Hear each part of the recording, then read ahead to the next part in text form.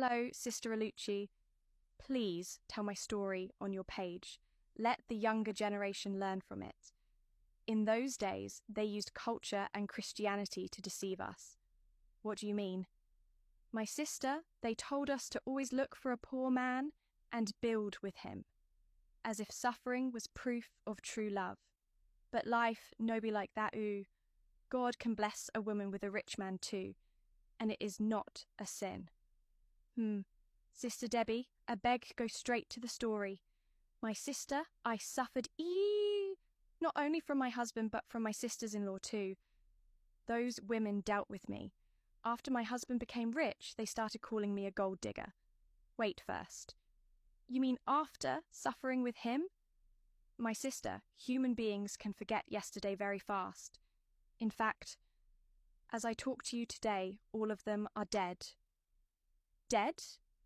Yes, oh. But before death came for them, they showed me pepper. What happened? My sisters-in-law hated me so much that while I was in the hospital fighting for my life during pregnancy, they organized a party. They thought I would die and leave their brother for another woman.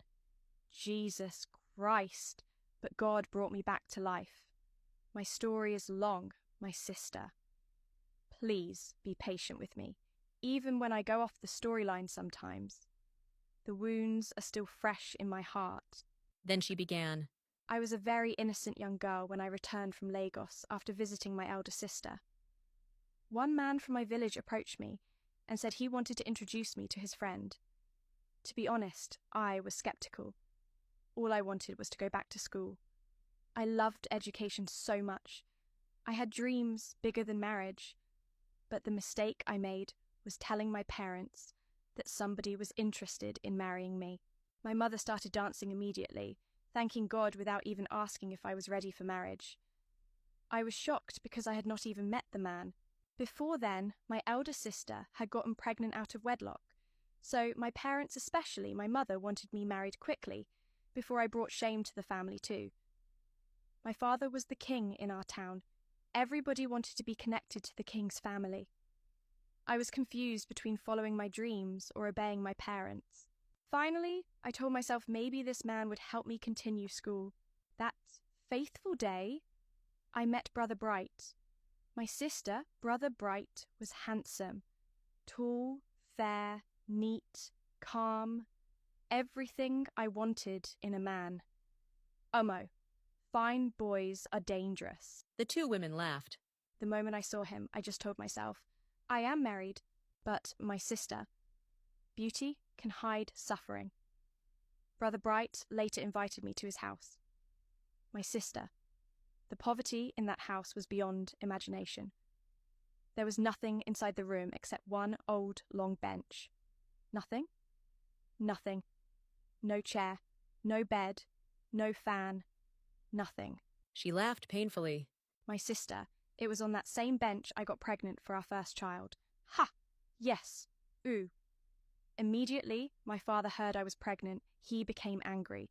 As a king, he said, "You too will not disgrace me like your elder sister. You must marry him immediately." That was how I entered marriage without understanding what was waiting for me. My sister. That marriage became the beginning of the greatest suffering of my life. What happened after the wedding? Sister Deborah went silent for a few seconds.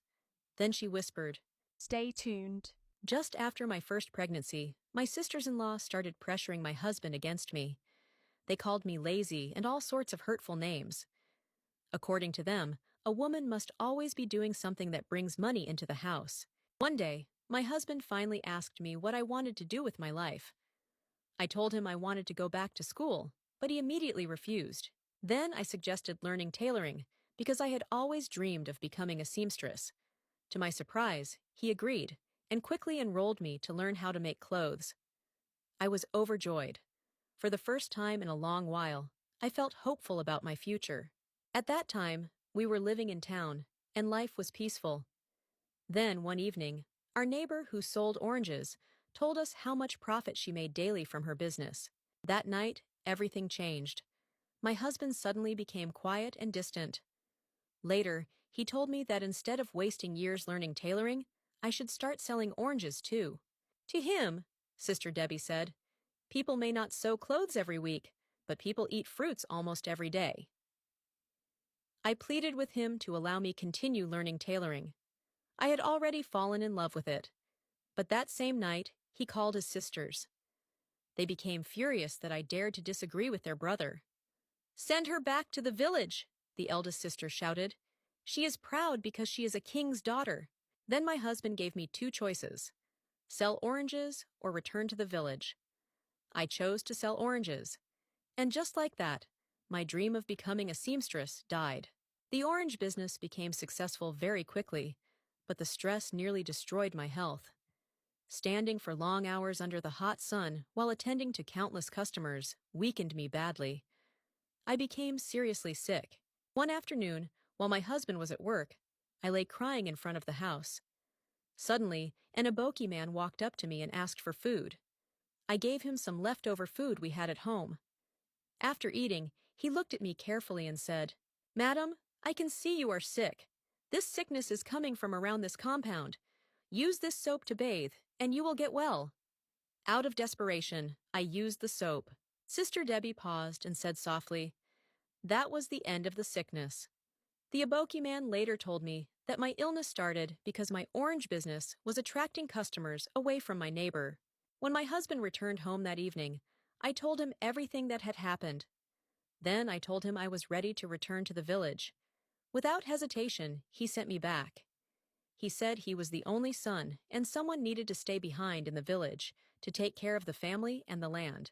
That was how I left town and returned to village life, where I began farming instead of pursuing the dreams I once had. Sister Debbie looked at me and said, "Sister Oluchi, many women of our generation were taught to sacrifice every dream for marriage. Some survived it. Some lost themselves completely. That is why the younger generation must learn to be wise." In the village, life became even harder for Sister Debbie. The small house we lived in could barely withstand the rainy season.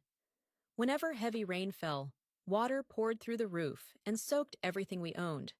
Some nights, we slept drenched in rain, shivering till morning while trying to protect the children and the little food we had left. Still, Sister Debbie endured. Then one day, her husband got a new job opportunity in another city. He told her he wanted his family close to him. For the first time in years, Sister Debbie felt hopeful again. She believed maybe life was finally about to change for the better. Excited and full of expectation, the family relocated to the new city. At first, things truly improved. Her husband's new job was booming, and money started flowing into the house. There was more food, better clothing, and a more comfortable life. Sister Debbie thought the years of suffering were finally over.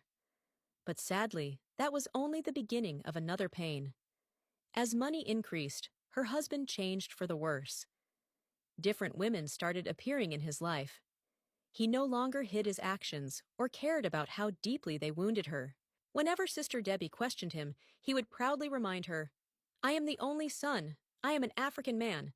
I am authorized to marry as many women as possible." Sister Oluchi, the emotional torture became unbearable. The same woman who had sacrificed her dreams, left school, abandoned tailoring, suffered sickness, sold oranges under the scorching sun, farmed in the village, and stood beside him during poverty, was now being treated as though she did not matter. Every day became a battle for peace of mind. Sister Debbie said quietly, "Sometimes physical pain heals faster than emotional pain.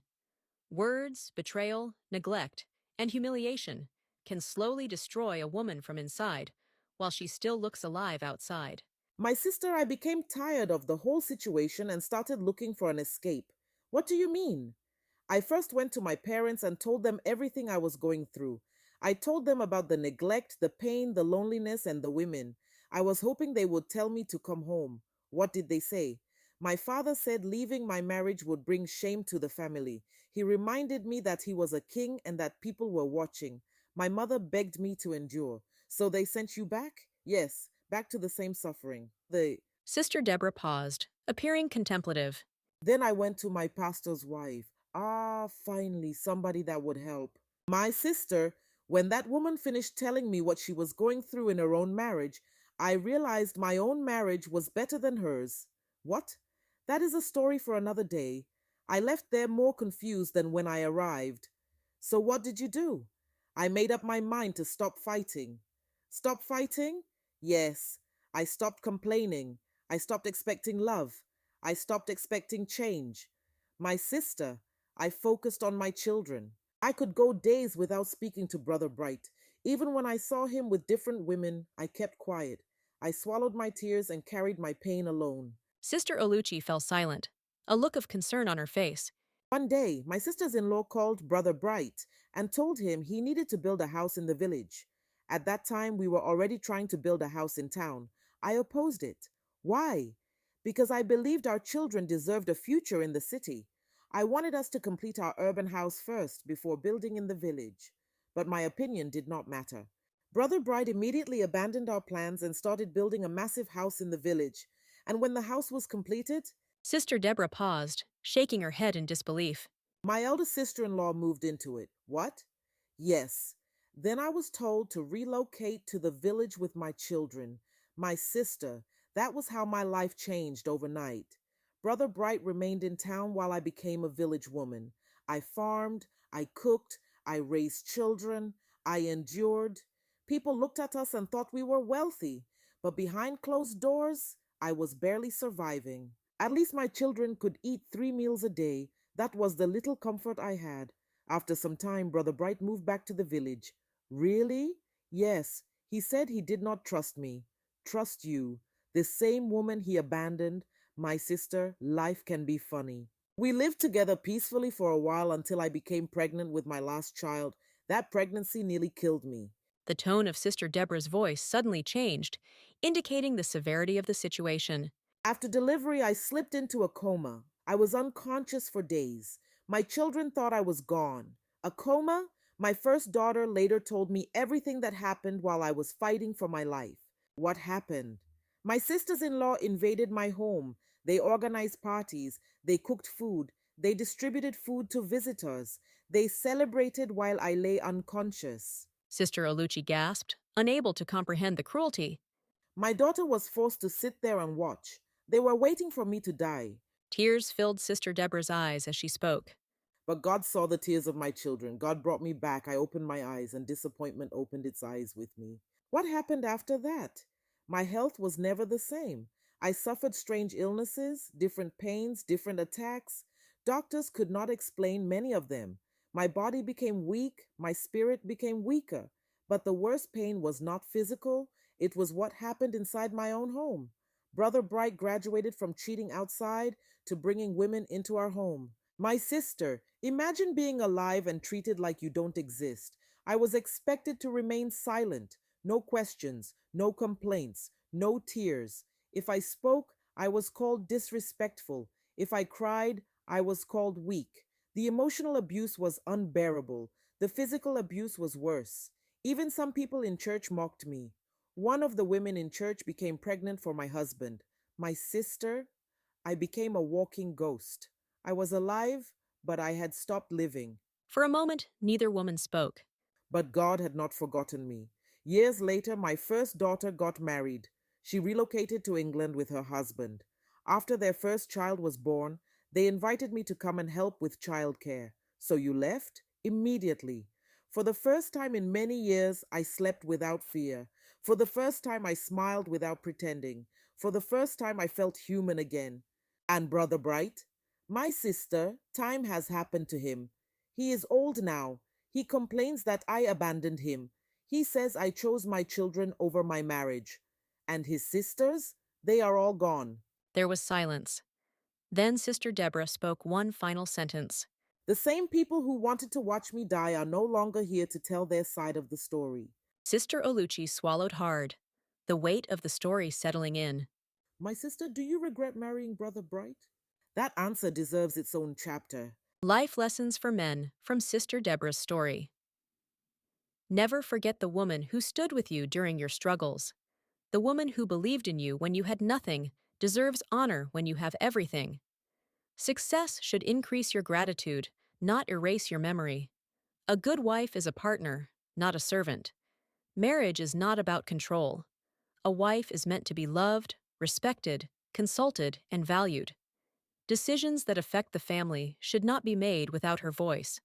Protect your wife from unnecessary family interference. A man who allows relatives to constantly mistreat his wife creates division in his own home. Your marriage should be your priority, not the opinions of outsiders. Emotional neglect is a form of cruelty. Not every wound leaves a bruise. Ignoring your wife, humiliating her, or making her feel invisible can cause deep emotional scars that last for years. Infidelity destroys more than trust. When a man repeatedly chooses other women over his wife, he damages the foundation of his family and leaves wounds that may never fully heal. Your children are watching. Children may be silent, but they see everything. The way you treat their mother shapes their understanding of love, marriage, and relationships. Money reveals character. It does not create it. Some people are humble when they are poor and arrogant when they become successful. Wealth should not change your values or your treatment of others. Listen to wise counsel, not every family member. Not everyone giving advice has your family's best interests at heart. A wise man learns to separate wisdom from manipulation. A woman's silence does not mean she is happy. Many women stop complaining because they are tired, not because the problem has been solved. Never mistake endurance for contentment. Time eventually tells every story. When you are young and strong, it may seem like your actions have no consequences. But life has a way of bringing every decision back for reflection. Treat people well while you have the opportunity. Respect is easier to maintain than to regain. A wife who loses respect for her husband because of years of mistreatment may forgive, but the damage can take a lifetime to repair. Don't wait until old age to value the people who loved you. Many people spend their strongest years chasing temporary pleasures and only realize the value of loyal family when they become old, lonely, or dependent on others. Final thought. A man's greatest achievement is not the house he builds, the money he earns, or the status he acquires. His greatest achievement is being able to look back and know that the people closest to him felt loved, protected, respected, and valued because he was in their lives.